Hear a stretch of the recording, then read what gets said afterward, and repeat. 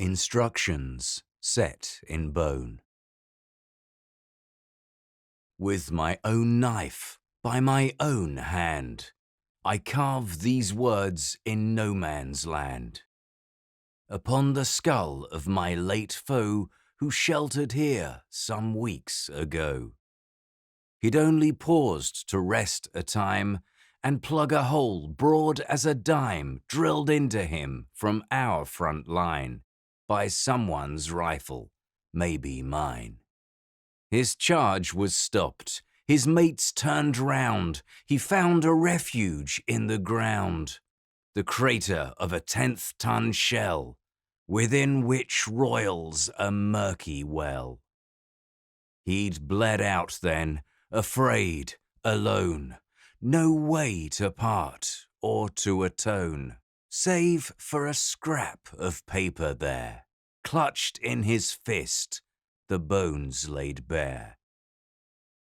The ink has long since rinsed away, his wishes lost to rain and spray, they mingle thus with bile and blood, and float atop the pool of mud. Now here I sit in our shared tomb, half hour or less before my doom.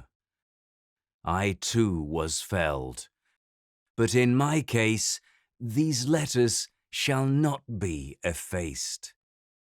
I set upon his head my blade, and flayed what hadn't yet decayed, or what the crows saw fit to spare, odd bits of scalp and matted hair.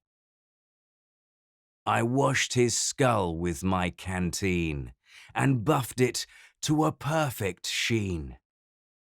I'll etch now my last testament, and strive to make it eloquent. I know not whom this verse will reach, and do not dare opine or preach. No words of mine could much deserve more than my foes to be preserved. I was a brother and a son, taught only how to hold a gun and how to skin a hare or deer, back home with Pa in yesteryear. So I'll write this and then must go. Should these words reach a wiser foe, take up your knife, see it's not dull, and carve your wisdoms in my skull.